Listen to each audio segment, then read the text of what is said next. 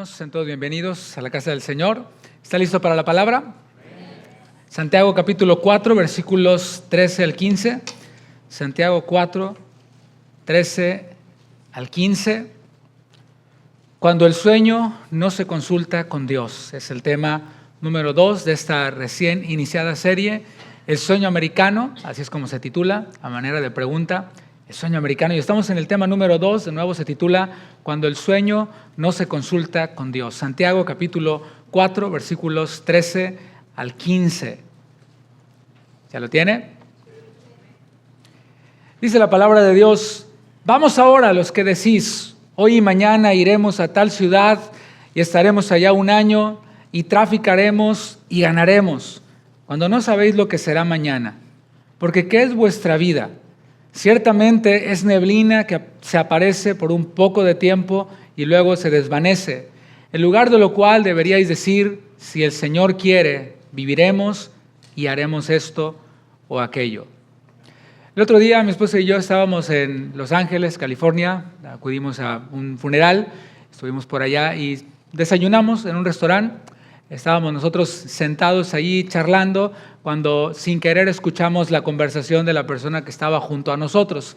Y aclaro, no es porque estábamos de metiches, lo que pasa es que estaban muy pegaditas las mesas y no podíamos evitar escuchar lo que la persona junto a nosotros hablaba, y hablaba por teléfono con alguien, le decía, ya llegué, yo ya estoy aquí. Sí, es tal restaurante. Sí, a ver, levanta la mano, ¿dónde estás? No, yo estoy vestida de blanco. Y no, total que nunca se vieron. Al final nos dimos cuenta, nos enteramos de que la persona sí estaba en ese restaurante, pero en otra sucursal, del otro lado de la ciudad, al otro extremo de la ciudad. Y dice, no, pues sí, te va a tomar 1 hora y media en atravesar todos Los Ángeles para llegar acá. Así que bueno, ni modo, pues tú desayuna ahí y yo desayuno aquí solita sin problema. Y eso nos ha ocurrido a nosotros también aquí mismo en Houston, solo que como no es tan grande como Los Ángeles, pues hemos logrado llegar a la sucursal correcta.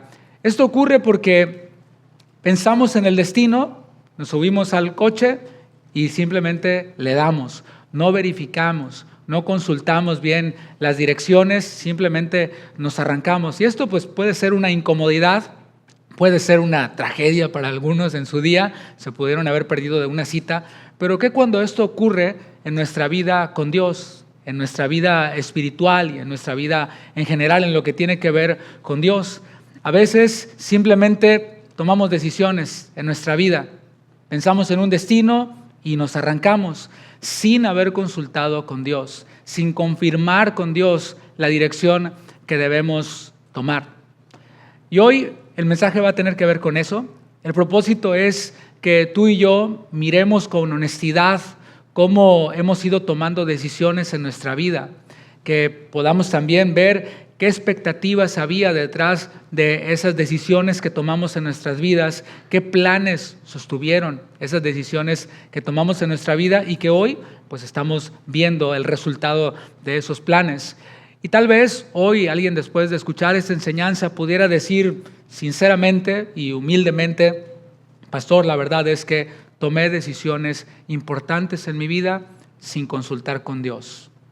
Y la pregunta no va a ser ¿cómo le haces para regresar el tiempo y cambiar las cosas?, sino cómo enfrentamos ahora la realidad que tenemos por delante. ¿Cómo empezamos a tomar mejores decisiones a partir de hoy? Y ahí es donde la palabra nos va a ayudar a ordenar nuestra mirada, a dejar de ver únicamente a lo que está atrás o a lo que está muy cerquita de nosotros, sino que podamos extender nuestra mirada, extendernos hacia lo que está adelante, enderezar, redireccionar y llegar al destino que el Señor tiene para nosotros. Hablando de inmigrantes y hablando de personas de otros países radicando en este país, que este es el énfasis que tiene esta serie, aunque alcanza también a los que son originarios de acá.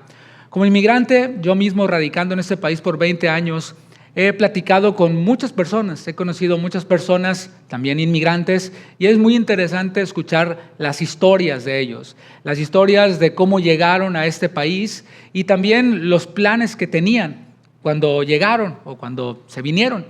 He escuchado cosas como estas al platicar con algunos de ustedes y con otras personas, otros hermanos también.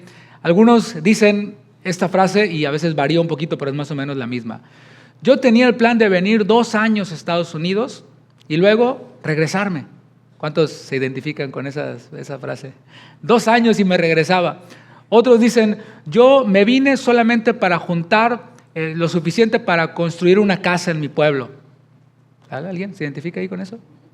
Otros dicen, yo me vine para pagar unas deudas que tenía. Estaba muy endeudado y dije, me voy para el norte una temporada, pago mis deudas y me regreso. Otros dicen, pues la verdad es que la situación en mi país estaba complicada y mientras se componía la situación en mi país, me fui a Estados Unidos o me vine a Estados Unidos y después me regresaba. Todos esos son planes bien intencionados. Quiero que se relajen, ¿eh? No pretendemos juzgar a nadie, porque ahorita que pregunté nadie quiso levantar la mano. Yo creo que hay más de uno que dijo, sí, yo voy, construyo la casita y me regreso, pero no se animaron. No pretendemos aquí juzgar a nadie. Son planes bien intencionados. Tienen como base metas concretas, tienen como base pues el amor por los seres queridos, el amor por la familia. Y a veces esta idea temporal de irse no es porque la persona diga, mi país apesta, o mi país tercer mundo, me voy a ir al primer mundo, allá sí se hacen las cosas bien. Muchas veces esa decisión temporal no es por despreciar la tierra de origen, sino por esa carga que sienten por sus seres queridos, por esa carga que ven en el lugar en donde están, la falta de oportunidades y la aparente promesa de una salida hacia esas circunstancias complicadas. Sin embargo, lo que comenzó como un plan temporal, como algo de 2 años, empezó a extenderse. ¿Por qué? Porque las metas no empezaron a cumplirse. No porque la gente haya sido deshonesta desde un principio, porque haya mentido, sino porque simplemente la vida es compleja. Simplemente la situación en el país pues no es tan fácil como parece, no es tan sencilla como se ve. Estudios demográficos coinciden en que una gran parte de los inmigrantes aquí en Estados Unidos, incluyendo quienes no tienen un estatus legal, llevan ya muchos años viviendo aquí. Una proporción significativa ha vivido 10, 15 o incluso hasta 20 años en el país. Esos que dijeron, me voy 2 añitos, se quedan 10, 15, 20 años. Entonces lo que comenzó así como poquito tiempo, terminó convirtiéndose ya en una vida establecida en este país, sin querer queriendo, como decía aquel personaje de la televisión mexicana. Y la pregunta pudiera ser, ¿por qué ocurre esto? ¿Por qué pasa esto? ¿Por qué las personas planean venirse 2 años y terminan quedándose 10, 15, 20 años? Hay varios motivos. Uno de ellos puede ser el alto costo de vida de este país. A lo mejor no consideramos que íbamos a ganar más acá, pero que también vivir acá cuesta mucho y que las oportunidades, aunque existen, no siempre alcanzan para cumplir ese plan que se hizo en el periodo de tiempo que se estipuló. Es entonces cuando ocurre algo muy humano. El varón que se vino a chambear 2 años para construir la casa, para pagar las deudas, para ayudar a X causa, comienza a extrañar a su familia. Y eso es algo bueno. El Señor, cuando creó al hombre, dijo unas palabras que debemos recordar los varones. No es bueno que el hombre esté solo. Palabras que también deben recordar las mujeres, ¿eh? No es bueno que el hombre esté solo. Por eso le hizo una ayuda idónea, por eso estableció a la familia. Entonces el varón empieza a extrañar a su esposa, a su amada, empieza a extrañar a su familia, ve que el plan pues no va a salir en 2, ni en 3, ni en 4, ni tal vez ni en 5. Entonces es cuando mandan traer a su familia. Y no porque hayan renunciado a volver, no porque hayan quemado las barcas, como se dice, y no piensen regresar, sino porque no ven cercano el cumplimiento de ese objetivo por el cual vinieron. Y aquello que iba a ser una temporadita se sigue extendiendo, se convierte en años, en años. Esa idea de venir a pagar deudas, en algunos casos, se transforma en más deudas aquí. O sea, me vine porque tenía deudas para pagarlas, ahora estoy acá y estoy endeudado acá, porque me traje a la familia y porque, bueno, no por irresponsabilidad, sino simplemente por supervivencia. Y así es la vida es compleja, es lo que decía. Algunos simplemente dicen, ¿para qué se van los inmigrantes para allá, que se regresen? Es que la vida es compleja, eso es hablar desde la ignorancia. Volviendo al tema de los planes, sean temporales o a largo plazo, no hay absolutamente nada de malo en hacer planes. Y eso es algo que quiero dejar claro en un inicio. Planear no es falta de fe. A veces decimos, no, ahí se va, al fin que Dios, hay que ir por fe. No, planear no es falta de fe. Planear no es carnalidad, no es rebeldía espiritual. De hecho, el mismo Señor Jesús habló acerca de planeación, habló acerca de proyectos, de edificación, de pensar antes de actuar. Y esto, por ejemplo, cuando puso el ejemplo de alguien que quiere construir una torre, en Lucas capítulo 14, versículo 28. Ahí el Señor puso este ejemplo de alguien con el proyecto de construir una torre. Para eso, por supuesto que necesitas planear. Y Él lo presentó esto como algo positivo. Alguien que planea, que evalúa, que hace un proyecto. Jesús no lo presenta como algo que es falta de fe o que es carnalidad. Lo presenta simplemente como algo normal, como algo que se espera, algo que una persona responsable hace. Lucas 14, 28, dijo Jesús, si alguno de ustedes quiere construir una torre, ¿acaso no se sienta primero a calcular los gastos para ver si tiene con qué terminarla? Ahí está, hay que elaborar un plan. Jesús dice, es normal. O sea, Él no dijo, hacer planes es del diablo. No. Pero el Señor Jesús fue más allá. En una de las parábolas que Él utilizó al final del Sermón de la Montaña, habló también acerca de edificar. Y ahí el Señor añadió algo más. Dijo, todo aquel que oye estas palabras y las hace, le compararé con un hombre sabio que edifica su casa con el fundamento correcto. O sea, hace planes, pero con un fundamento correcto. Y aquel que no oye mis palabras y no las hace, le compararé con aquel que edifica sobre arena. Hace sus planes, pero no hace bien los planes. No hace bien los cálculos. Anda por ahí como tratando de ahorrarse algunos pesitos por aquí, por allá, y termine edificando mal. Y después, cuando viene la tormenta, después cuando vienen las lluvias, los vientos, pues les derriban sus planecitos chafas que se hizo, ¿no? Baratos que se hizo. Entonces vemos cómo el Señor habló acerca de planes. Y habló incluso de planes que fracasan. En este caso, de la parábola de los dos cimientos. Los planes que fracasan, que producen frustración, a veces son por haber ignorado la voluntad de Dios. No todos, pero la mayoría de los planes que fracasan son por haber ignorado las palabras del Señor. Quizás las escuchamos, quizás las entendimos muy bien, hasta sabemos repetirlas de memoria, pero no las pusimos en práctica. Y esos planes muchas veces son por haber ignorado la voluntad de Dios. Y es ahí donde precisamente entra lo que Santiago aborda con claridad, cuando habla de planes bien pensados, planes bien expresados, pero que muchas veces no toman en cuenta lo más importante. Leamos de nuevo Santiago, capítulo 4, versículo 13. Santiago, capítulo 4, versículo 13. Vamos a leer nuevamente esta porción que leímos al inicio. Dice Santiago, vamos ahora los que decís, hoy y mañana iremos a tal ciudad y estaremos allá un año y traficaremos y ganaremos. Ante nosotros en este texto tenemos un plan, tenemos una agenda. Vamos a analizar los elementos que hay en este plan que nos presenta Santiago. Primero, Santiago nos presenta dentro de este plan un lugar o un destino. Dice ahí, iremos a tal ciudad, a un lugar específico, conectado con lo que estamos viendo. Las personas siempre han migrado hacia lugares estratégicos, desde un inicio. Estaba leyendo en la mañana Génesis, cómo la familia de Jacob, de José y de Jacob fueron hasta Egipto porque había una hambre en la tierra. O sea, siempre se busca un lugar estratégico, un lugar en donde haya provisión, movimiento, en donde hayan oportunidades. ¿Qué podemos decir de este país? Puertos como Nueva York recibieron a grandes cantidades de inmigrantes. Aquí mismo en Galveston hay museos en donde puedes ver cómo las grandes embarcaciones traían a muchas personas de muchos lugares. Actualmente, estados como California, este mismo estado de Texas, Florida, concentran una gran parte de la población inmigrante de este país, especialmente en ciudades en donde ya hay comunidades establecidas. Y esto nos refleja que nadie se mueve al azar, así nomás porque sí. Se busca un lugar en donde ese plan tenga un sentido, en donde ese plan pues permita establecer redes, empleo, posibilidades, vaya a salir adelante.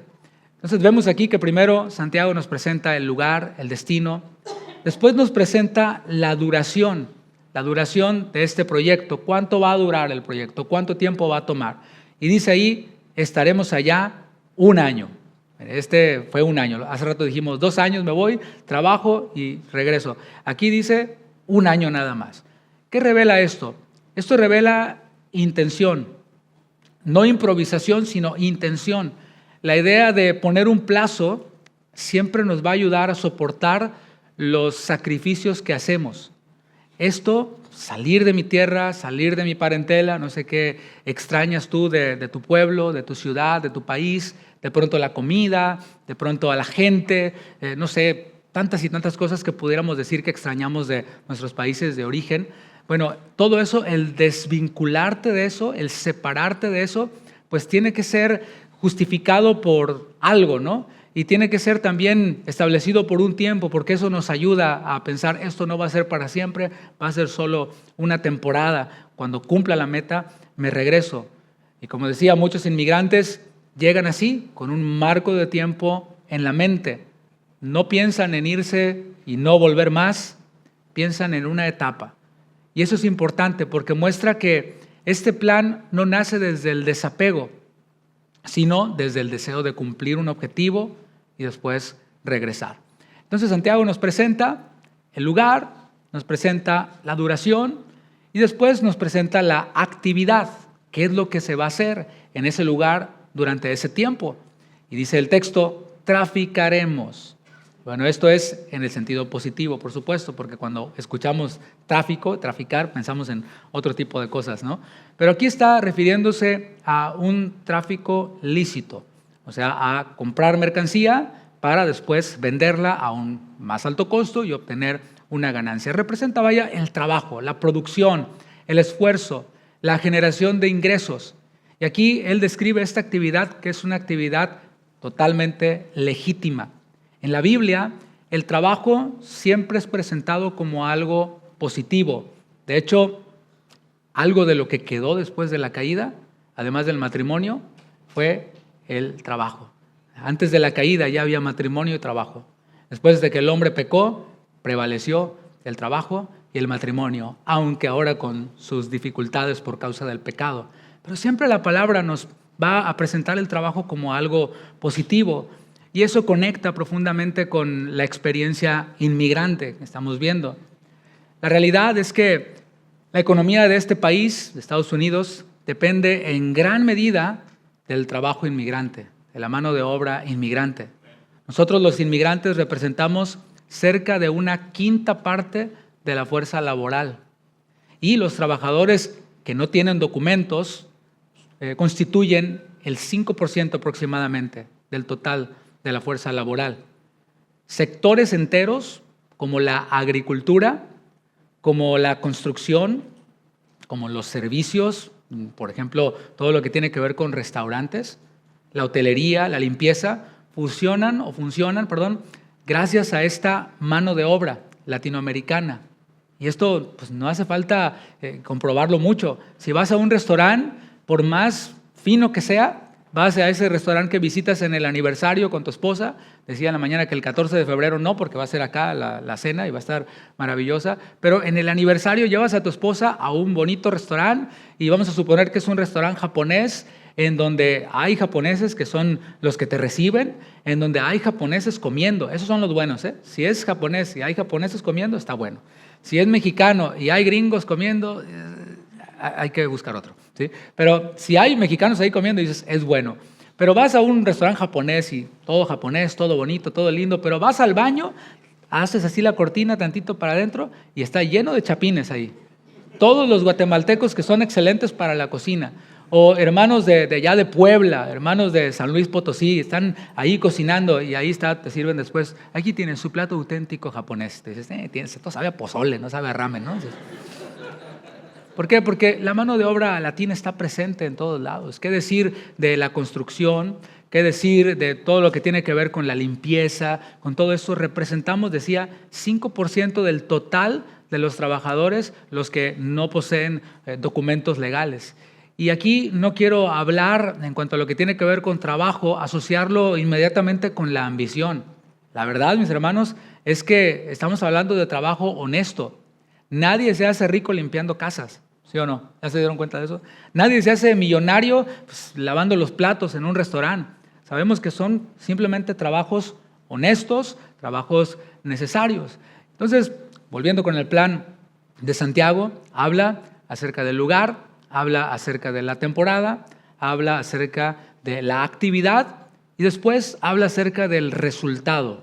Porque obviamente todo este plan se hace para obtener un resultado. Y Santiago dice, y ganaremos. Obtendremos una ganancia. Aquí no quiero hablar solo de ganar dinero para uno mismo, sino lograr algo concreto, aquello por lo que se vino para acá. Pagar deudas, sostener a la familia, construir una propiedad, ayudar a la familia, cumplir una meta. Y en la experiencia de muchos inmigrantes, ese ganar que menciona aquí Santiago, no se queda solo de este lado de la frontera, como decía, se traduce en algo que se llama remesas, que se envían a los países de origen. De hecho, la migración latinoamericana durante años ha sostenido durante décadas ha sostenido a millones de familias a través de este esfuerzo que hacen los inmigrantes trabajando en trabajos muy pesados. Para que lo dimensionemos, cada año se envían cientos de miles de millones de dólares en remesas a América Latina. Y una gran parte proviene de inmigrantes que viven aquí, que trabajan aquí y que no poseen documentos legales. En varios países, estas remesas representan una de las principales fuentes de ingreso nacional, que superan a industrias enteras en esos países. Por ejemplo, hay comunidades en México donde la migración no es un simple dato, un número, es una realidad que sostiene a las familias que viven allí. Hay un lugar en México llamado Arroyo Seco, Querétaro, no sé si hay alguien de aquí, de Arroyo Seco. Ahí ocurre un fenómeno muy, muy interesante, y es este. El 40% de la población de Arroyo Seco vive aquí en Estados Unidos. El 40%, casi la mitad de los hombres, ¿no? La mayoría son hombres que están acá. Entonces, en Arroyo Seco hay más mujeres y niños, los hombres están acá en Estados Unidos. Y ese dinero que los hombres que están acá de Arroyo Seco que envían, genera más de todo lo que la economía local genera. Así de fuerte es. Allá en ese pueblo, 1 de cada 4 familias vive con lo que les manda algún familiar de este lado de la frontera. Y esto lo podemos ver en otros estados, como en Guanajuato, en Michoacán, en Jalisco, los cuales reciben grandes y grandes flujos de dinero en remesas. Y detrás de estos números, no quiero dar solo estadísticas, sino quiero llegar a esto. Detrás de estos números hay historias reales. Historias que algún día fueron un plan, el plan de alguien. Hay padres sosteniendo a sus hijos o hijos ayudando a sus padres, familias pagando los estudios de algún joven, hay familias pagando sus medicinas con lo que reciben, deudas o simplemente para poner un platito de frijoles con tortilla en la mesa.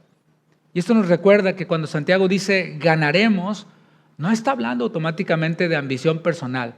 Está hablando de expectativas reales, responsabilidades familiares. Y todo esto suena muy bien, pero quizás alguien se pregunte, entonces, ¿por qué Santiago comienza esta porción bíblica con esa frase que dice, vamos ahora? En el original, esta frase no es una frase que sea regañona, agresiva, es más bien una forma de llamar la atención antes de citar algo o de decir algo. Santiago lo que está haciendo es poner sobre la mesa algo en lo que debemos reflexionar, y es en la autosuficiencia. La semana pasada hablábamos acerca de la frustración en el primer tema, meditamos en ello, y hoy vamos a meditar en la autosuficiencia. ¿Qué es autosuficiencia? Autosuficiencia es decir, yo puedo solo, no necesito de nada ni de nadie. Auto, uno mismo, suficiencia, es yo puedo solo.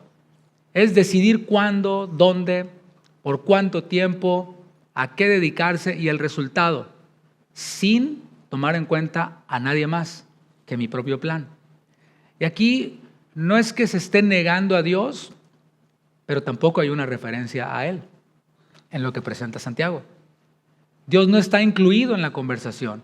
Y no porque se le rechace o se le haya cambiado por otro Dios, sino porque se le asume innecesario para lo cotidiano o para el plan. A esto algunos le llaman ateísmo práctico. O sea, en la práctica no creo en Dios. En la teoría sí, digo, sí hay Dios, pero en la práctica pues no lo tomo en cuenta. Entonces, algunos le llaman a esto ateísmo práctico.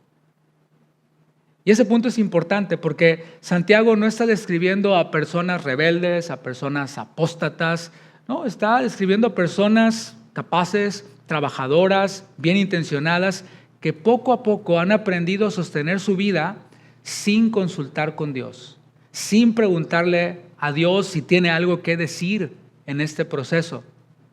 Vamos a ver un ejemplo en la Biblia, en Génesis 12, de alguien que así organizó su vida de forma lógica, vio oportunidades, era una persona que se esforzó, pero que no consultó a Dios. Él nos va a ayudar a ilustrar lo que Santiago nos presentó en un momento y después vamos a continuar con lo que Santiago dijo como conclusión. Y se trata de Lot. Lot, este personaje es alguien que está ligado a otro personaje icónico de la Biblia llamado Abraham. De hecho, va a ser difícil para mí, lo sabía que iba a ser difícil para mí hablar de Lot sin poner énfasis en Abraham, aunque el personaje que queremos ver es Lot. Vamos a Génesis 12, versículo 4, así que de una vez me doy por vencido, no voy a poder omitir hacer referencias a Abraham. Dice Génesis 12, versículo 4, después de Abraham ser llamado por Dios, después de haber sido llamado a emigrar, porque vemos ahí a un inmigrante, Abraham pidiéndole que salga de su tierra.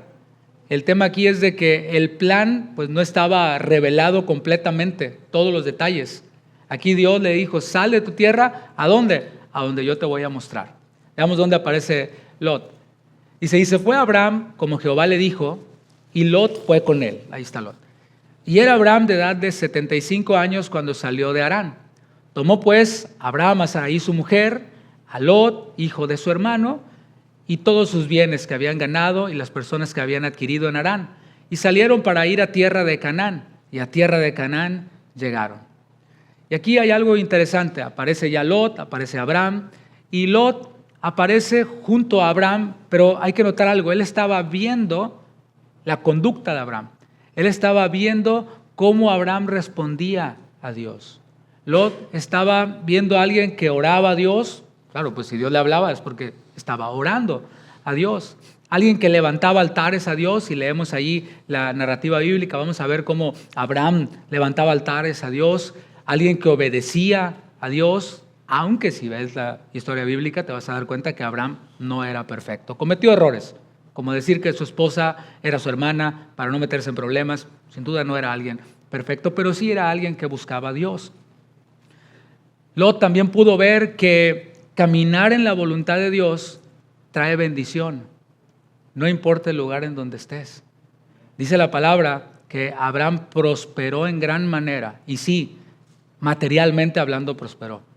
Prosperó en ganado, prosperó en tiendas, prosperó en siervos, y no solo prosperó Abraham, también Lot alcanzó esa bendición al estar junto a Abraham. Y es entonces, en medio de esta bendición, en medio de esta prosperidad material, que surge un problema, al cual llamaremos los ricos también sufren. Y aquí vemos a Abraham y a Lot sufriendo, capítulo 13 del libro de Génesis.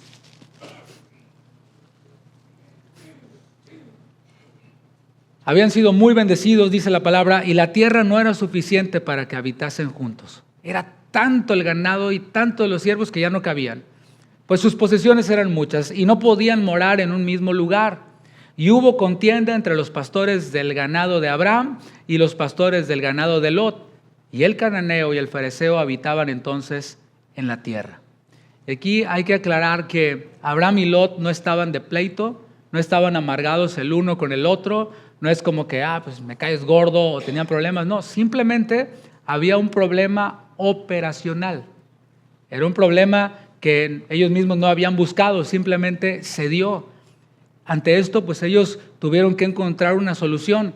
Pero esta solución que ellos tomaron, que vamos a ver ahorita, tenía que ver con algo muy importante, porque Moisés registra algo ya al final del versículo 7, que es interesante. Dice, y el cananeo y el fereceo habitaban entonces en la tierra. Estos cananeos y fereceos eran naciones paganas que estaban observando tanto a Abraham como a Lot. ¿Quiénes son estos hombres? No, pues es que a él Dios le dijo que saliera de su tierra y Dios lo ha bendecido, Dios lo ha prosperado. Y este es el sobrino. Y ellos estaban viendo cómo se comportarían o cómo se comportaban estos hombres que temían y que habían creído en el Dios verdadero. Entonces es cuando ellos, tratando de evitar esta confrontación y que fuera presenciada por los que no conocían a Dios, toman una decisión. Estaban rodeados de personas que no temían a Dios. Y si ellos veían estas contiendas, el testimonio de Dios pues no iba a quedar bien. Y esto nos trae una reflexión también, ¿verdad? Por eso la separación de ellos no es un acto de orgullo, no es un acto de ambición de parte de Abraham. Es una decisión necesaria ante estas circunstancias. Aunque no era lo ideal, era lo más prudente en ese momento. Y es entonces cuando Abraham, tomando en cuenta todo esto, hace una propuesta. Hace una moción, dice el versículo 8. Entonces Abraham dijo a Lot, no hay altercado entre nosotros dos, entre mis pastores y los tuyos, porque somos hermanos. ¿No está toda la tierra delante de ti? Yo te ruego que te apartes de mí. Si fueres a la mano izquierda, yo iré a la mano derecha. Y si tú a la derecha, yo iré a la izquierda. Vemos aquí cómo Abraham hace algo que demuestra su fe. Demuestra la comunión que él tenía con Dios, como él, que había oído la voz de Dios, que levantaba altares delante de Dios, que había experimentado la misericordia de Dios ante sus fallas, también lo vemos como estaba confiando en Dios, por eso es el padre de la fe. Él no pensó primero en sí mismo. Eso es algo muy importante que debería de aplicarse a toda nuestra vida. No pensar primero en mí, porque eso produce problemas. Y de hecho no refleja al Señor. Dice la palabra que el Señor Jesús no estimó el ser igual a Dios como cosa que aferrarse, sino que se despojó a sí mismo tomando forma de siervo.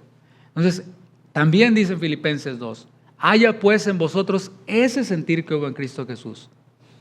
Y esto nos va a ayudar a parecernos más a Él y obviamente va a provocarnos menos problemas, menos conflictos. En el matrimonio, por ejemplo, de esto voy a hablar en la cena de matrimonios, de cómo el matrimonio es un lugar en donde morimos a nosotros mismos, en donde deberíamos morir a nosotros mismos. Y ahí les voy a dar soluciones para los problemas que pueden haber en el matrimonio. Y siempre van a recaer en esto, en parecernos a Cristo y pensar menos en nosotros y más en los demás. Es lo que hizo Abraham. No pensó primero en sí mismo, no se aferró a la mejor tierra, no protegió sus ganancias. No pensó y dijo, oye, tengo tantas cosas, ahora tengo que cuidarlas. No. ¿Por qué podía hacer eso Abraham? ¿Por qué Abraham podía decir con toda libertad a Lot, toma lo que quieras? Puedes tomar la mejor parte si quieres, lo que sea, lo que tú quieras. ¿Saben por qué? Porque él sabía algo. Dios estaba con él. Así de simple. ¿Te fijas cómo el Señor va transformando nuestra manera de pensar? No es el lugar en donde estamos, mis hermanos. No es el país, la ciudad en la que estamos. Es quién está con nosotros. Y para ejemplo tenemos a un hombre llamado Adán, que estaba en el huerto más hermoso, recién hechecito por Dios. Todo es nuevecito, olía nuevo, todo. Y estando en el mejor lugar que podía existir sobre la tierra, sobre el planeta, la regó terriblemente. No se trata del lugar. Por otro lado, tenemos a un hombre llamado Jesucristo de Nazaret, que estaba en el desierto. Nada que ver el desierto con el huerto, ¿verdad que no?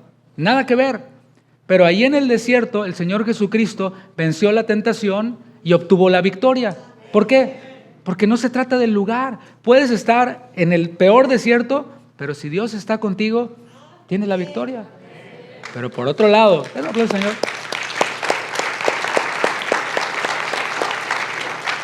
Pero por otro lado puedes estar en el mejor huerto, Y si estás fuera de la voluntad de Dios, va a haber frustración, va a haber dolor. Entonces Abraham decía, Dios está conmigo, agarra lo que quieras, mijo. No pasa nada, sobrino. Su confianza no estaba puesta ni en los recursos, ni en la ubicación, ni en las oportunidades que pudiera haber de hacer crecer o de mantener su ganancia. Hasta ahora él ha entendido que la bendición depende de caminar en la voluntad de Dios y no del terreno. Por eso dice la palabra que él habitaba en tiendas.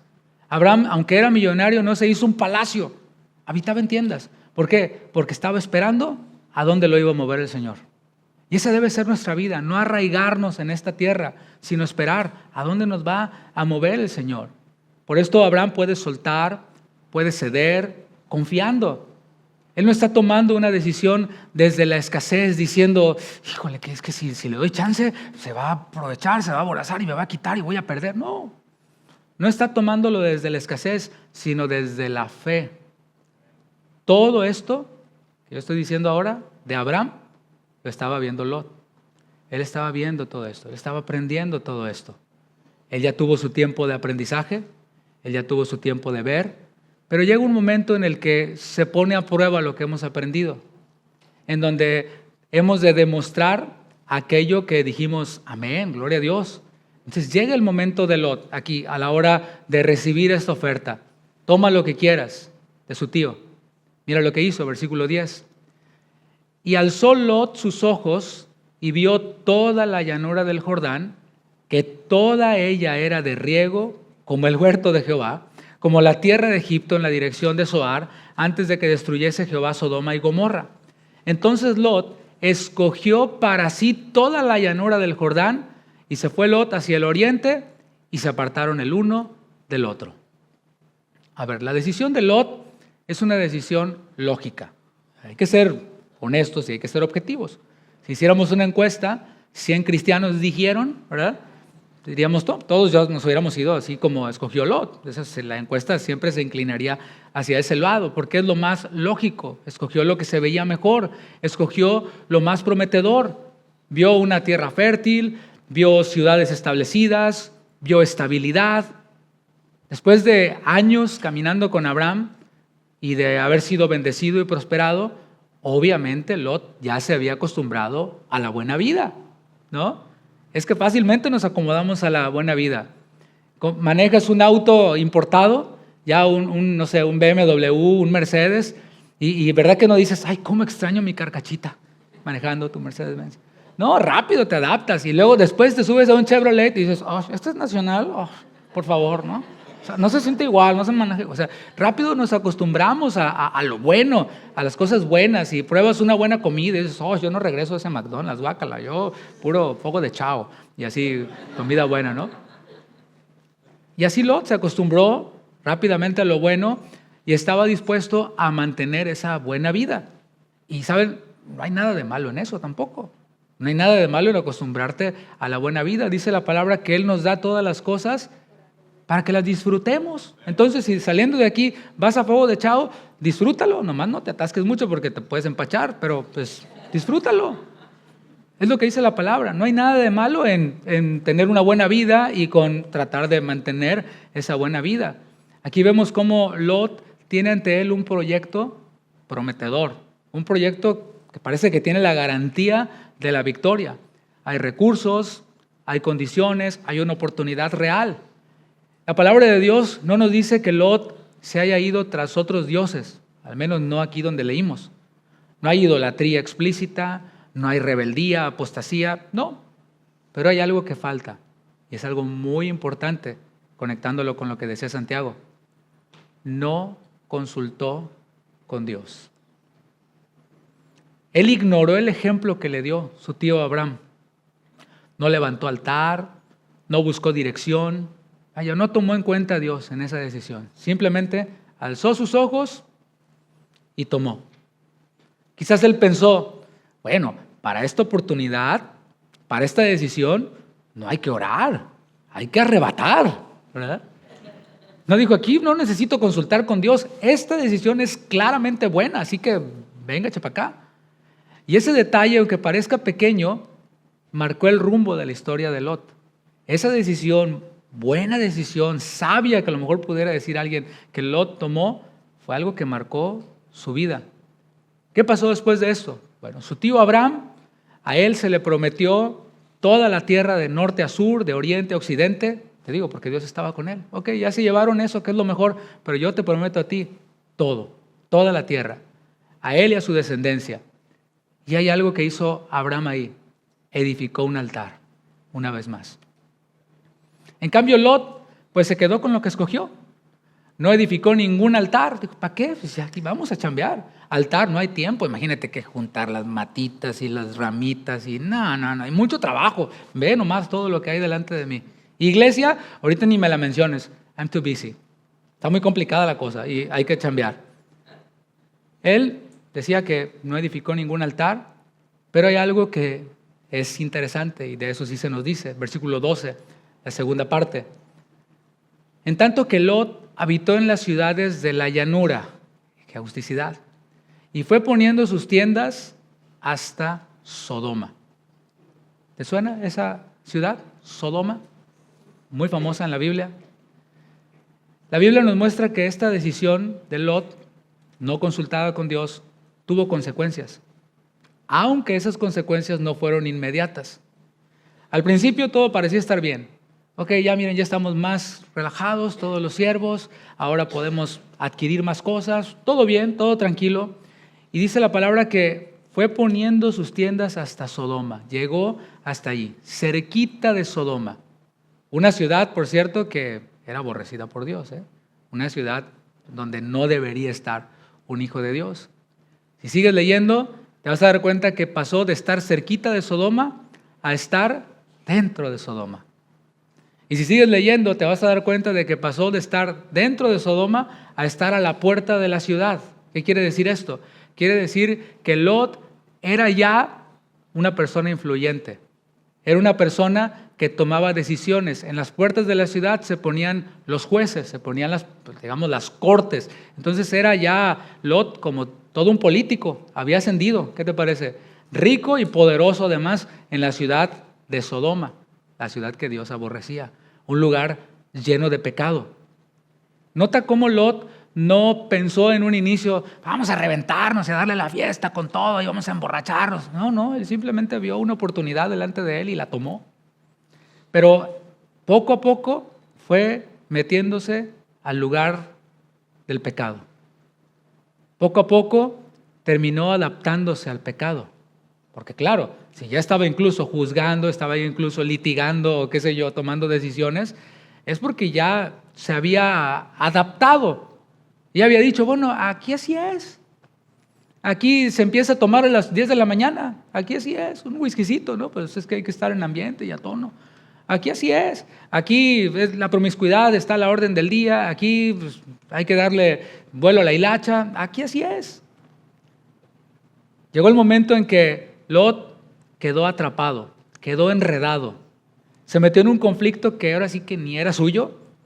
Terminó perdiendo su libertad y tuvo que ser rescatado por su tío Abraham.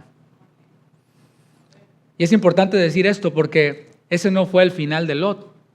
Dios tuvo misericordia, porque ese es el Dios que tenemos, un Dios que no nos desecha, que a pesar de nuestras decisiones sin consulta, que a pesar de que nos adaptamos a estilos de vida que no deberían tener nada que ver con nosotros, Dios nos rescata. Dios manda a un Abraham, o Dios manda a un hermano en la fe. Dios manda una predicación que escuchaste por allí en internet, que tocó tu vida y que te hizo volver, que te rescató. Y ahí va Abraham a rescatar, interviniendo por su sobrino, y recordamos cuando iba saliendo de ahí mientras era destruida Sodoma y Gomorra, y la esposa de Lot voltea cuando se les dijo que no voltearan atrás y dice, mi bolsa de Hermès, mis bolsos de Louis Vuitton, y se quedó como estatua de sal. Y todo esto la Biblia no nos lo cuenta para que condenemos a Lot, sino para mostrarnos cómo una decisión lógica, una decisión no consultada, puede irnos llevando poco a poco a lugares en donde nunca debíamos haber estado, a lugares de donde necesitamos ser rescatados. Y ahora la pregunta es esta: ¿cómo aplicamos todo esto a nuestra realidad?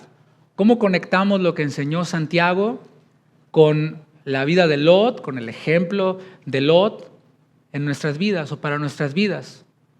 Bueno, esto nos va a ayudar a entender que muchas veces las decisiones que hemos tomado y sobre todo la realidad que estamos viviendo no es lo que pensábamos, conectado con la enseñanza anterior. Hay frustración, no estamos donde queríamos, ni espiritual ni materialmente. Y aprendíamos en la enseñanza anterior a reconocer cuando estamos frustrados, a reconocer cuando los planes no salen como queríamos. Aprendíamos a echar nuestras cargas delante del Señor, a hablar con Él, a ser abiertos, a hablar con otros para recibir oración, consejería. Pero queremos ahora llegar al siguiente nivel, al nivel de ser realistas y decir, ok, no estoy bien, estoy frustrado, pero también tengo que asumir responsabilidades. También yo llegué acá sin consultar con Dios. Y es aquí donde Santiago ordena el presente y el futuro y nos dice, digan si Dios quiere.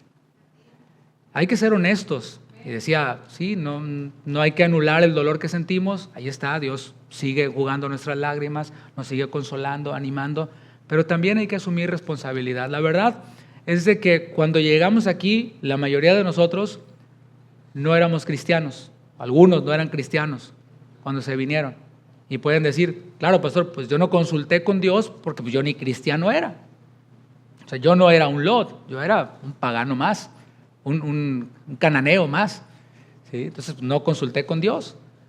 Pero otros quizás sí conocíamos ya a Dios, pero no estábamos firmes en la fe. Entonces puedes decir, bueno, yo pastor estaba en una iglesia en donde me decía el pastor, sí, anda, conquista el norte y hazte millonario y manda sus diezmos, así que vete adelante. ¿Sí? No estábamos firmes en la fe. Otros estaban rodeados quizás de personas maduras, de personas espirituales, con un buen ejemplo, así como Abraham era para Lot, pero aún así pensaron, así como Lot, ¿para qué voy a orar esto? Va a ser un éxito. 2 años y me regreso. Tengo dónde llegar, tengo trabajo, tengo todo, así que vámonos. Y esto quizás no fue rebeldía abierta, fue una confianza únicamente en la lógica. Y esto es lo que describe las circunstancias de muchos. El resultado, como vimos, pues no fue el esperado. Es cuando llega la frustración, es cuando llega el cansancio, es cuando llega la presión y lo más triste de todo, se termina más lejos de Dios que antes. No sé si te ocurrió a ti. A mí me ocurrió. Yo llegué a este país y cuando me vine a dar cuenta ya estaba más alejado de Dios que cuando llegué. Y saben, Dios fue misericordioso aún conmigo. Aquí estamos delante de ustedes. Pero no nos fuimos dando cuenta cuando ya estábamos apartados de Dios. Y la buena noticia es que Dios nos alcanzó. La buena noticia es que quizás conociste a Dios, quizás te reconciliaste con Dios, volviste a su camino y ahora estás aquí, dándote cuenta de que fuiste organizando tu vida sin poner a Dios en el centro, poniendo únicamente tus planes, tus sueños, tus anhelos en el centro. Y no pretendo aquí hacer sentir culpable a nadie, sino reconocer la realidad tal y como es. De eso estamos hablando. La semana pasada es reconocer la verdad, estoy frustrado. Ahora estamos reconociendo la realidad, me vine sin consultar con Dios. Así de simple. Y hay que decirlo con claridad para ir avanzando ahora lo que dice Santiago en el versículo 14. La vida ya se nos fue en parte. ¿Hace cuánto que llegaste? Yo cuando llegué tenía 21 años. Era un muchachito, ¿sí? Y llegando luego me casé. Rápido. Sí, no estaba perdiendo el tiempo yo. Eso fue un buen plan, que dio un excelente resultado, ¿verdad? Por supuesto. Pero ya el tiempo se fue. Ya ahora yo ya estoy hablando de otras cosas. Yo pensé que siempre iba a ser joven, nada más me pasa a mí. Yo pensé que siempre iba a ser el muchachito, el chavo, pero no, ya no. Antes me decían, usted es un pastor joven, últimamente me lo han dejado de decir. Eso preocupa, ¿no? Es que la vida ya se nos fue en parte. Y hay años que no van a volver. Hay etapas que no van a volver. Hay decisiones que no vamos a poder volver a tomar. Hay oportunidades que ya quedaron atrás. Eso es de lo que quiero hablar ahora. Porque De nada nos sirve aferrarnos al pasado o que yo te acuse aquí y diga, ya ves, por no consultar con Dios estás como estás frustrado. No, el Señor quiere tomarnos de donde estamos. Dice la palabra, el apóstol Pablo decía, cada uno así como fue encontrado, así quédese. Sea esclavo, sea libre, o sea, permanezca así. No se aferre al pasado. Piense en su presente, piense en su futuro. Como Lot, quizás a nosotros ya se nos fueron cosas de las manos. Y aquí eso se extiende no solamente a la parte laboral, material, de los recursos, sino a la parte familiar quizás. Si el Señor te alcanzó ya con tu matrimonio deshecho, pues no hay una magia que se pueda hacer. ¿Sí captan eso? O sea, ya tu esposa te dejó porque eras un borracho, parrandero, jugador en el mundo, ahora ya te convertiste y ahora tu esposa no quiere nada contigo. Bueno, pues no la culpo, ¿no? ¿Quién quiere vivir con un borracho, parrandero y jugador que ahora dice que es cristiano? Yo no puedo cambiar eso. De verdad, yo no soy brujo. Aquí dice casa de oración. No dice hago amarres y hago hechizos, ¿no? Trabajos. No podemos hacer eso. O sea, ahí está, esa es tu realidad. O quizás tus hijos no quieren nada con Dios, están en las drogas, están lejos, están por allá. Bueno, de nuevo, podemos orar por tus hijos, claro que lo vamos a hacer y lo vamos a hacer insistentemente hasta ver la respuesta de Dios, pero bueno, esa es la realidad que toca hoy. Dice la palabra, Dios no puede ser burlado, lo que el hombre sembrare, eso también segará. ¿Sí? ¿Vamos entendiendo el concepto? O sea, claro, hay frustración, estamos como estamos, pero también hay que asumir, pues la cosecha que yo tengo es el resultado de las semillas que he sembrado y esas semillas toman tiempo, hay que conseguir la semillita, hay que arar la tierra, hay que tirar la semilla, hay que esperar y luego sale el fruto. Entonces yo ahorita estoy sembrando cosechando lo que sembré hace 20 años y tú el tiempo que tengas acá. Y está esa realidad. Las cosas se nos fueron quizás de las manos mientras la vida iba avanzando. Yo estaba ocupado pensando en mis sueños, en mis proyectos y mientras mi matrimonio se perdió. Y mientras mis hijos se perdieron, y mientras, you name it. Y Santiago le pone palabras a esa realidad, versículo 14 de Santiago capítulo 4. Después de presentar este plan en donde no se toma en cuenta a Dios, dice, cuando no sabéis lo que será mañana, porque ¿qué es vuestra vida? Ciertamente es neblina que se aparece por un poco de tiempo y luego se desvanece. Y cuando salí de mi casa esta mañana dije, ay Señor, me estás ayudando con la ilustración. Ahí está, o sea, no hace falta explicarlo mucho. Ahí afuera de tu casa, si te despertaste temprano, estaba lleno de neblina. Yo no podía ni ver, estaba así, no se ve nada. Pero después saliste ahorita y ya, se fue la neblina, ya no está. Así es nuestra gran vida. Así son nuestros grandes sueños. Así, estamos un ratito dando lata sin dejar ver y luego desaparecemos. Y ya. Y esto es algo que no tiene el propósito de producir culpa en nosotros. Esto de decir, hice planes sin tomar en cuenta a Dios, hice planes en la autosuficiencia pensando que mi vida es lo máximo, que voy a ser eterno y todo esto. Esto se trata de crear conciencia. ¿Conciencia en qué? Cuando dice, cuando no sabéis lo que será mañana. Jesús también lo dijo. Dijo, ustedes por más que se esfuercen, no pueden añadir a su estatura un codo. O sea, ustedes son temporales y pasajeros, nosotros lo somos, temporales y pasajeros. No importa que seas millonario, no importa que tengas papeles o no, somos temporales. La vida, mis hermanos, es frágil, es frágil. Lamentamos lo ocurrido con nuestro hermano Alberto, que subió a trabajar un día al tercer piso en su trabajo y se cayó desde el tercer piso. Gracias a Dios sobrevivió para contarlo y el Señor lo está sanando y está obrando en él. Pero él te lo puede decir cuando platiqué con él. La vida es frágil. La vida se nos puede ir en un segundo. Esta semana estuvimos en Guadalajara, me hice unos estudios porque me sentía mal. El domingo pasado empecé con fiebre, sábado con fiebre, domingo con fiebre. Llegamos a Guadalajara, vi al médico, me dijo necesitas hacerte estudios. Llegan los estudios y el primero que recibo lo abro, lo meto ahí a Google porque no lo sé interpretar. Y me dice, tu antígeno prostático de 0 a 4 está en 33. La vida es frágil. Ahí fue por unos minutitos. Le dije, tengo cáncer de próstata. Eso es lo que yo vi en los resultados. Y rápidamente pensé, ¿qué voy a hacer? ¿Me voy a quedar aquí? ¿Quién se va a encargar de la iglesia? Empieza la mente. Y todos mis grandes planes, ahí el Señor me dijo, mira, ¿ya viste cómo es de frágil la vida? Gracias a Dios, quiero aclarar para que no se hagan chismes, ¿verdad? Después, comparado con otros análisis que me hice, había una causa por la cual ese resultado estaba así, la cual ya se está tratando, y yo estoy tomando medicamentos y todo va a estar bien, primeramente Dios. Pero el Señor nos recuerda eso, la vida es frágil. O sea, eso, yo no estoy exento de eso, ni tú ni yo estamos exentos de eso. Y así se nos va la vida, nos puede cambiar en un instante, mientras que nosotros estamos pensando en, ay, hay que pintar la casa, ay, hay que remodelar el patio, hay que poner unas banquitas aquí y hay que cambiar ese cuadro. Y mientras estamos pensando en esas cosas, se nos olvida que la vida es frágil, que la vida es corta. Ahora hay un poquito más de vida en las personas, ¿no? Gracias a la ciencia, cómo ha avanzado. Pero es tan corta la vida y es tan frágil, y precisamente por eso no vale la pena seguir organizando nuestra vida sin Dios. Entonces dicen amén. No tiene sentido seguir viviendo desde la urgencia. Es que hay que hacer ya, córrele. Desde la lógica, es que esto me parece lógico, así que me voy. O desde el miedo. No vale la pena, no tiene sentido. Cuando el tiempo que tenemos, es limitado.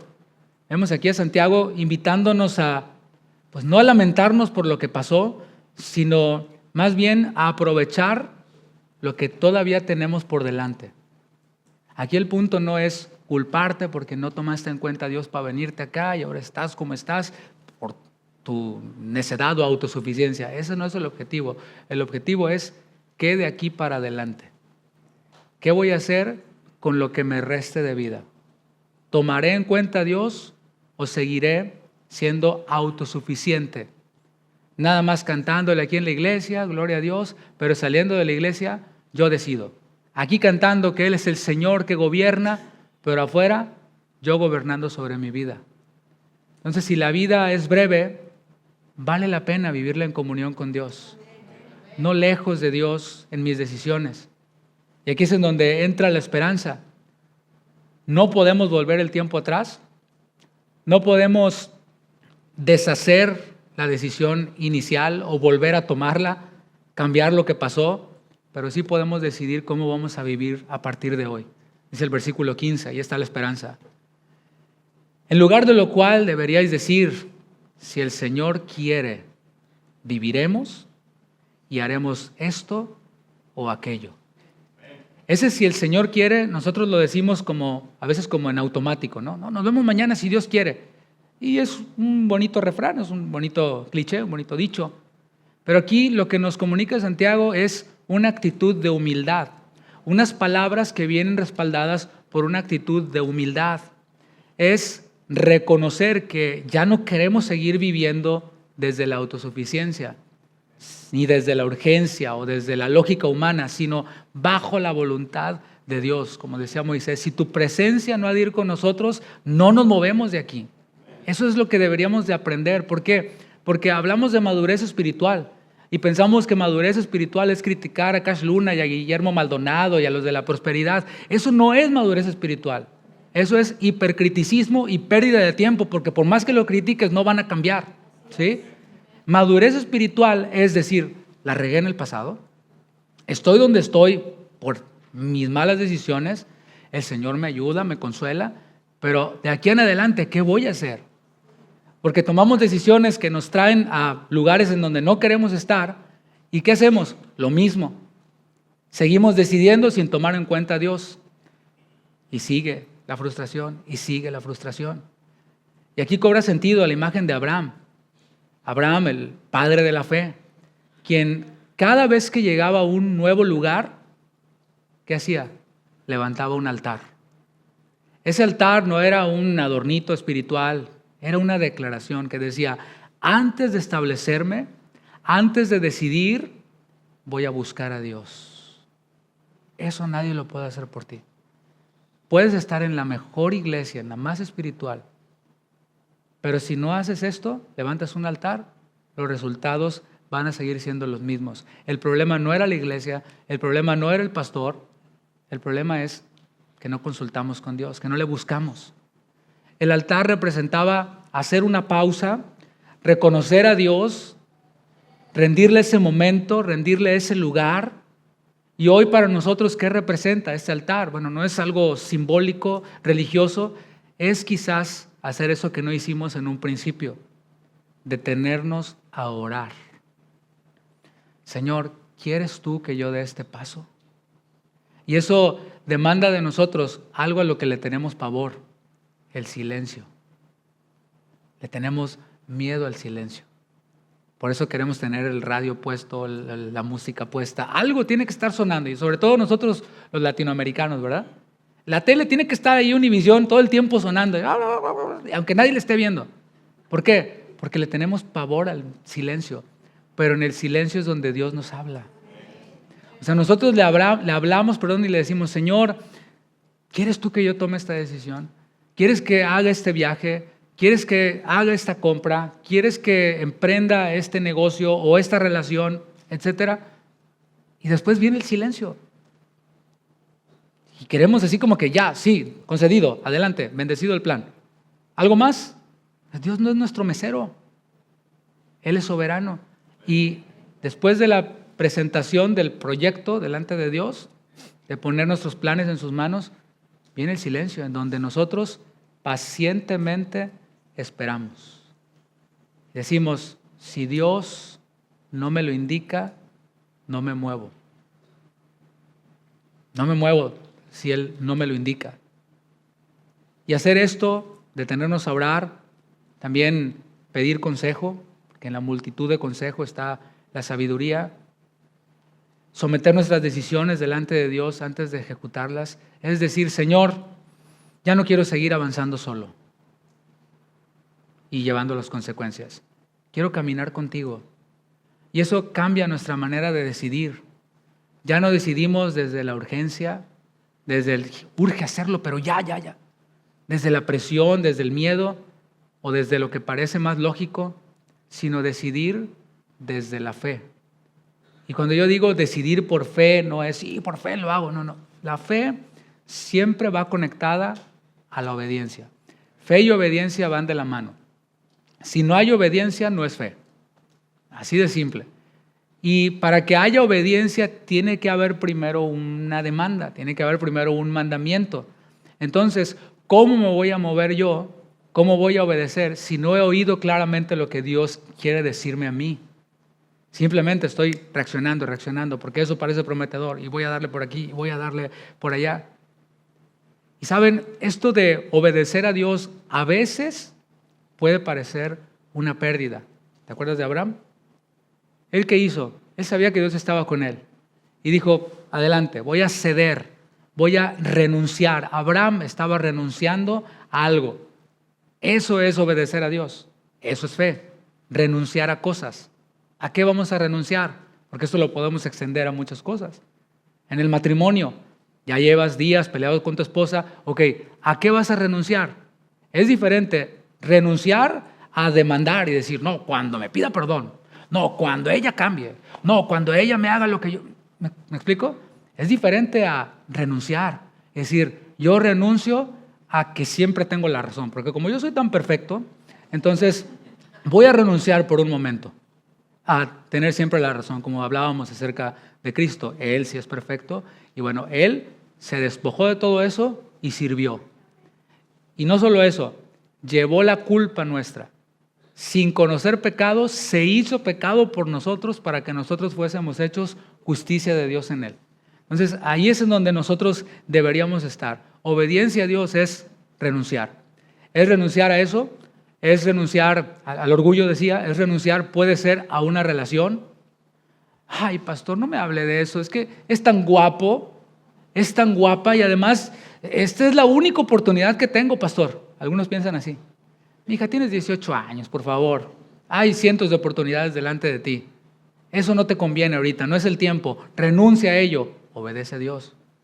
De eso estoy hablando, de que obedecer a Dios a veces parece ser pérdida en el momento. Puede ser un trabajo, puede ser una oportunidad, Y aunque a corto plazo pudiera parecer una pérdida, a la larga no lo es. A la larga podemos decir, mira de lo que me libró el Señor. ¿Te has estado ahí? Es decir, yo ya estaba a punto de meterme en esa relación. Y después en Facebook te aparece y ves, ay, de lo que me libró el Señor, ¿verdad? O yo me iba a ir a ese viaje y mira, tuvieron un accidente y se murieron. De lo que me libró el Señor. Cosas así podemos decir. Y esa es la esperanza del Evangelio. Dios no nos dice, ya es tarde. Dios no nos dice, ya llegaste tarde, ya para ti ya no hay esperanza, regrésate. Aunque dije que las circunstancias no cambian de manera mágica. Pero siempre Dios tiene una esperanza para nosotros. Siempre. Él nos va a decir, así como estás, ahora ordena tu presente y camina conmigo. Ese es el mensaje que Dios quiere darte. Después de habernos dicho, ok, estás frustrado, es humano, traes mis cargas a mí, pide consejo, habla acerca de cómo te estás sintiendo, no te lo quedes, no te lo dejes adentro. Ahora el Señor nos dice, bueno, ahora también considera que no me tomaste en cuenta, pero hay esperanza. No te desecho. De aquí en adelante, ¿qué vas a hacer? Ordena tu presente, camina conmigo en obediencia. Y cuando hacemos esto, aún con las consecuencias de los errores pasados, consecuencias reales, que no quiero ignorar, que no quiero ser insensible o minimizar. Yo sé que las consecuencias son reales y pueden ser dolorosas y el despertar cada día con ellas puede ser complicado, pero aún así podemos avanzar con fe, podemos avanzar con obediencia, podemos avanzar con dependencia, en vez de hacerlo con miedo, con autosuficiencia, con prisa. Para concluir, mis hermanos, hoy hemos visto, a la luz de la palabra, que sí se puede resurgir aún desde las decisiones equivocadas. Sí se puede. Santiago no les dice, planearon mal, ya no sirve. No, les dice, ahora digan, si Dios quiere. Si Dios quiere, iremos. Dios no te está diciendo no hagas planes, pero te está diciendo, Dios, considérame en tus planes. Actúa con sabiduría. Yo estoy consciente, tal vez hoy no estamos en lo que soñamos. Ese es el título de la serie. El sueño americano, este es. Pero aplica no solamente al lugar en el que estamos, aplica a muchas otras cosas. Puede ser el matrimonio. Algunos de los jóvenes están, ay, sí, cuando me case, ay, yo de novia de blanco y mi príncipe azul y todo esto, y idealizan el matrimonio, se casan y después se dan cuenta, ¿este era el matrimonio? Platicaba en la primera reunión que una conocida nuestra joven se casó recientemente, boda tremenda, maravillosa, pues todo bien. Mis familiares se la encontraron, mi familia se la encontró. ¿Cómo estás? ¿Qué tal? ¿Cómo te va de recién casada? ¿Sabe qué dijo? Es mucho trabajo. O sea, no se veía ilusionada, porque claro, no es lo que nosotros soñamos. ¿Sí? O sea, aunque el matrimonio es un estado de bendición, no crean que no lo estoy promoviendo, pero los que estamos casados nos damos cuenta de que no es Disneylandia, de que estás como la princesa y los pajaritos, y no, eso no es el matrimonio. El matrimonio es un taller en donde el Señor forma nuestro carácter. Hierro con hierro se aguza, dice la palabra. Ese es el matrimonio, no es una película, el final de una película. Puede ser los hijos, la familia, porque algunos idealizan y dicen, ay, cuando tenga ese bebecito y lo cargue en mis brazos, maravilloso, oliendo a mustela, ay, riquísimo. Y le voy a hacer así, sale talquito, así, ay, tan bonito. Y después llega la criatura, el bodoque llega a las 3 de la mañana, ¡ah! Y el esposo se despierta, ¿verdad que sí? Amén, porque voltea a ver al esposo y el esposo está... Y se despierta y se da cuenta y cuando lo levanta no huele a mustela, huele a otra cosa. Y dice, necesita un cambio de pañal y por más que le pones al niño así a la mamá, la mamá está dormida y dices, ni modo, plan de emergencia, hay que cambiar el pañal. Y abres aquello y dices, oh my God, ¿cómo es esto? ¿Cómo puedo caber todo eso en este cuerpecito? Y terminas asustado, ¿no? Y cambiando y dices, ¿esto era el bebé que soñé? ¿Esto era...? Así es, puede ser que no sea lo que nosotros soñamos, la realidad que estamos viviendo. Puede ser que así sea. Sin embargo, mis hermanos, si hoy estamos delante de Dios, eso es mejor que todas las ciudades de la llanura. Conocer su voluntad, estar dispuestos a alinearnos a ella, vale más que cualquier oportunidad que parezca prometedora. Yo creo en milagros. Los he visto los milagros. Aquí mismo hemos visto milagros. Sin embargo, creo yo que más grande que un milagro de sanidad que Dios pudiera hacer, sin crear una dicotomía, más que eso, yo creo que el milagro más grande que alguien puede experimentar cada día, además de la salvación, por supuesto, es el caminar en la voluntad de Dios. Y ver alrededor y decir, mira cómo está la sociedad, mira cómo está la economía, pero yo estoy caminando en la voluntad de Dios. Eso no quiere decir que mi cuenta esté rebosando, no, estoy caminando en la voluntad de Dios. Y a lo mejor estoy al día, a lo mejor estoy así raspando con los biles, pero estoy caminando en la voluntad de Dios. Eso es de lo que estamos hablando. Yo estoy seguro, mis hermanos, que esta temporada que estamos viviendo es eso, temporal, es una temporada, es un tiempito. Así fue en la recesión, no sé cuánto les tocó vivir la recesión acá. Bueno, estuvo complicado, para los que no estuvieron, estuvo complicado. La tierra de las oportunidades se convirtió en $6 el galón de gasolina. Y así, síguele mencionando. Yo hice un emprendimiento en ese tiempo y fue debut y despedida. Me estaba yendo muy bien por un poquito tiempo, hasta que llegó la recesión. ¿Y qué podemos decir de la pandemia? También fue una temporada nada más, aunque se sintió eterno. Y aquí se trata de quiénes van a sobrevivir esta etapa que estamos viviendo. Por eso el Señor está trayendo esta palabra, porque se trata de que cuando pase todo esto y se haga el recuento de los daños, digamos, aquí estoy firme en el Señor. Sobreviví, ¿por qué? Porque estoy caminando en la voluntad de Dios, no por otra cosa, no por mis recursos, porque cuando caminamos en autosuficiencia nos damos cuenta de que nuestros recursos son limitados, de lo que decía Santiago. Nuestra vida es neblina nada más, es temporal. Pero cuando caminamos en la voluntad de Dios, decimos, no sé cómo sobreviví, pero sobrevivimos. Como decía el pueblo de Israel, teníamos unos cuantos soldados ahí, todos cuchos, como dicen allá en México. Pero vencimos a un gran ejército. ¿Por qué? Por nuestra gran estrategia militar. ¿Cuál? Nos puso a darle vueltas a una torre ahí, 7 vueltas y luego de gritones. No, ¿cuál estrategia militar? Lo que hacía Dios ahí era recordándoles, si yo estoy con ustedes, van a estar bien. Y de eso se trata. No de decir, Dios está conmigo, no, es caminar en su voluntad, conocer su voluntad. Y nuestras circunstancias, no todas se pueden cambiar automáticamente, pero sí podemos ordenarlas y desde ahí avanzar. Le invito a que se ponga de pie. El llamado del día de hoy es ese, es no a quedarnos donde estamos, viendo el pasado y diciendo, esto no es lo que esperaba, ¿para qué me vine? No consulté con Dios.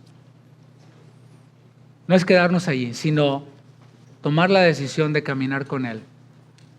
Decirle, Señor, quiero caminar contigo todos los días de mi vida.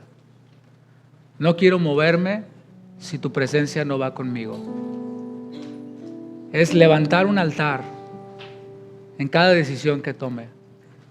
Y hoy puede ser un buen momento, una buena oportunidad para que levantemos un altar delante de Dios y le digamos, Señor, confírmame la decisión que estoy tomando ahora, si es que estás tomando alguna. Confírmame si tomo este trabajo, si cambio de giro en mi empresa, si invierto en esto, si me muevo de una casa a otra. Que seas tú confirmándome, Señor, y no lo que parece más lógico o más obvio. Quiero caminar contigo de aquí en adelante, confiando que obedecerte a ti siempre vale la pena, sin importar lo que sacrifiquemos. Habla con Él, mi hermano. Y si tú quieres poner esos planes delante del Señor, o si tú quieres decirle, Señor, ya no quiero hacer más mi voluntad, no quiero vivir más en autosuficiencia, quiero caminar contigo, puedes levantar tus manos y adoremos al Señor.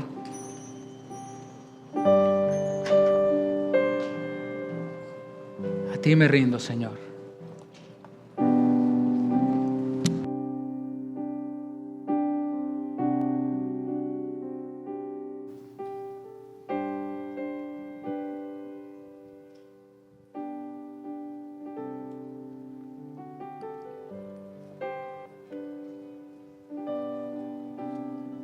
Nos rendimos a ti, Señor. No queremos vivir más en autosuficiencia. Queremos que gobiernes tú nuestro caminar. Quiero vivir, Señor, agradándote a ti. Quiero vivir, Señor, en santidad. Y que en mi caminar yo viva con temor. Te amo más y más, eres mi Dios. Quiero vivir, Señor, agradándote a ti. Quiero vivir, Señor, en santidad. Que en mi caminar yo viva con temor. Te amo más y más, eres mi Dios. Mi vida es para ti, hoy me consagro. Cansado estoy de hacer mi voluntad. A ti, me entrego a ti, quiero vivir en ti, Señor.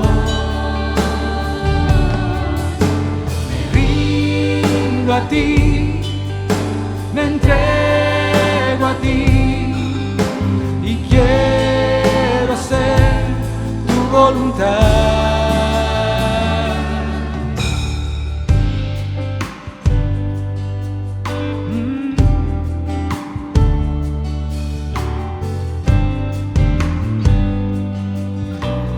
Quiero vivir, Señor. Quiero vivir, Señor, agradándote a ti. Quiero vivir, Señor, en santidad.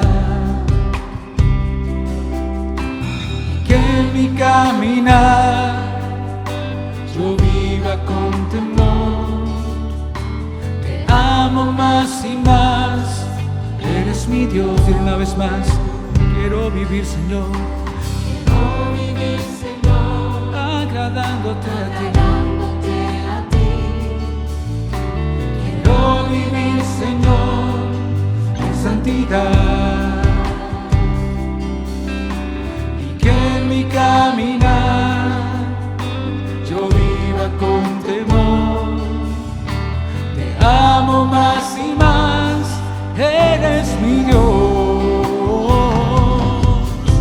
Mi vida es para ti, hoy me consagro. Cansado estoy de hacer tu voluntad. Me rindo a ti, me entrego a ti. Quiero vivir en ti, Señor. Me rindo a ti, me entrego a ti y quiero hacer tu voluntad. Me rindo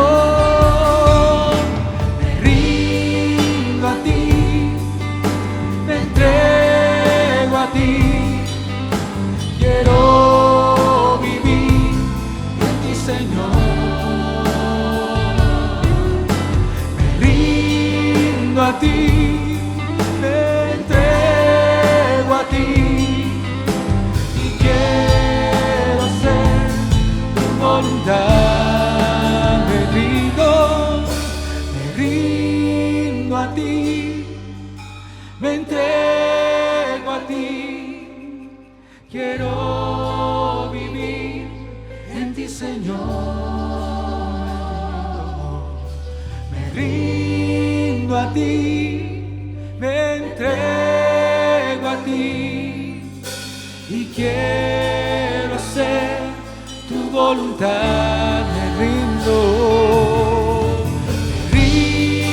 a ti. Cántalo, iglesia.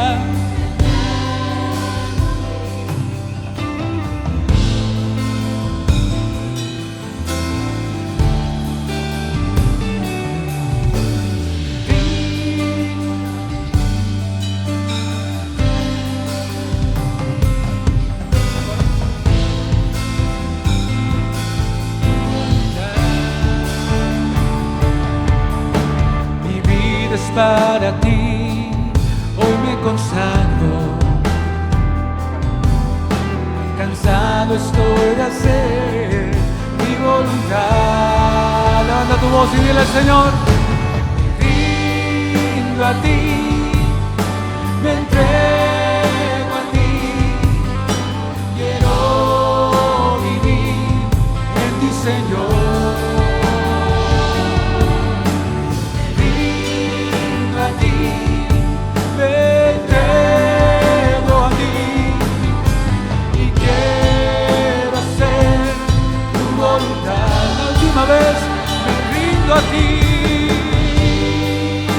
ti, me entrego a ti, quiero vivir en ti, Señor. Me rindo a ti, me entrego a ti y quiero hacer tu voluntad.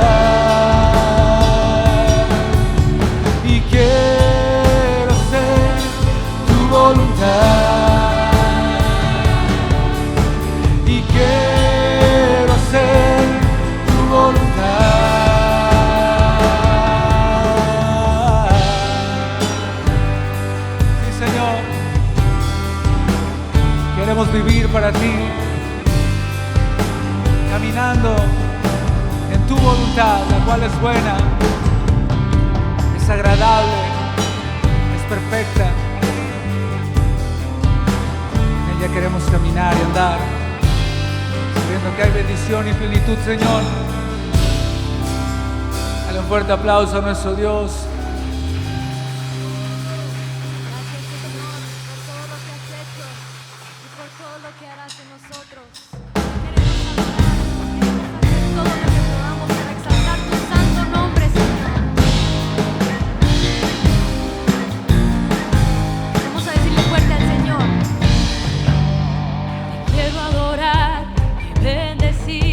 Hacer tu